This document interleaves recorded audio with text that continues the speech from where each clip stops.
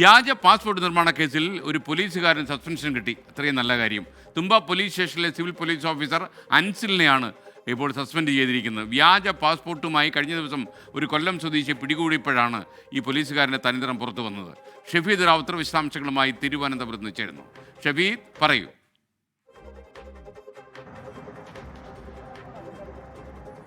വളരെ ഗുരുതരമായിട്ടുള്ള ഒരു വിഷയമായിട്ടാണ് പോലീസ് സേന തന്നെ ഇതിനെ കണക്കാക്കുന്ന ഒരു കാര്യം. നമുക്കറിയാം, ഇന്ന് രാവിലെയാണ് ഈ ഗുണ്ടകൾ, സാമൂഹ്യ വിരുദ്ധർ ഇവരുമായിട്ടൊക്കെയുള്ള പോലീസിന്റെ ബന്ധം പുറത്തുവന്നതിന്റെ പശ്ചാത്തലത്തിൽ സംസ്ഥാന പോലീസ് മേധാവിയുടെ നേതൃത്വത്തിൽ ഒരു ഉന്നതതല യോഗം ചേരുന്നത്.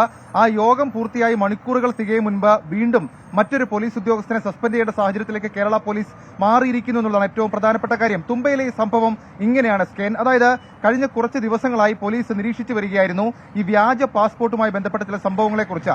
അങ്ങനെ ഈ വ്യാജ പാസ്പോർട്ട് നൽകിയതിന് ഒത്താശ ചെയ്തത് ഈ പോലീസുകാരൻ തുമ്പ പോലീസ് സ്റ്റേഷനിലെ സീനിയർ CPO ആയിട്ടുള്ള അൻസിൽ മുഹമ്മദ് ആണ് എന്നുള്ളൊരു സംശയം പോലീസിനുണ്ടായി. അങ്ങനെ പോലീസ് ഒരു പരിശോധന നടത്തിയപ്പോൾ ഇയാൾ ഈ പാസ്പോർട്ട് സ്റ്റേഷനിലെ പാസ്പോർട്ട് സെക്ഷനിൽ ജോലി ചെയ്തപ്പോഴടക്കം നിരവധി ആളുകൾക്ക് വ്യാജരേഖ ചമച്ചും അതേപോലെ തന്നെ മറ്റൊരു രേഖകളും ഇല്ലാതെ ചില കൃത്രിമത്വമൊക്കെ കാണിച്ച് പാസ്പോർട്ട് നൽകി, ആ പാസ്പോർട്ട് നൽകാൻ സഹായം നൽകി ഒത്താശ ചെയ്തു എന്നുള്ള വിവരം പോലീസിന് ലഭിച്ചു. ഇതിന്റെ അടിസ്ഥാനത്തിലാണ് അൻസിൽ മുഹമ്മദിനെ, തുമ്പ പോലീസ് സ്റ്റേഷനിലെ സീനിയർ CPO അൻസിൽ മുഹമ്മദിനെ സസ്പെൻഡ് ചെയ്തിട്ടുള്ളത്. ഇക്കാര്യത്തിൽ ചില ഗുരുതരമായിട്ടുള്ള രേഖകളടക്കം ചമച്ചു, അത് കൃത്രിമം കാണിച്ചു എന്നുള്ള വിവരം ഈ ഘട്ടത്തിൽ പുറത്തു വരുന്നുണ്ട്. അതിന്റെ തുടരന്വേഷണം അടക്കം നമ്മൾ നടത്തിക്കൊണ്ടിരിക്കുകയാണ്.